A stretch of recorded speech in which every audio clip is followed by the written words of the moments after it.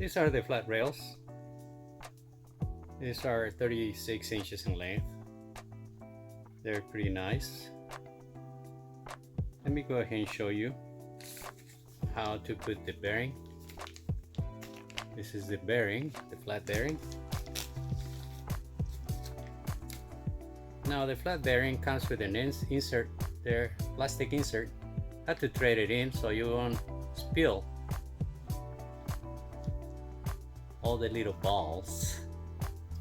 There you go. This is nice. Alright, I'm ready to do the next step. Stick around.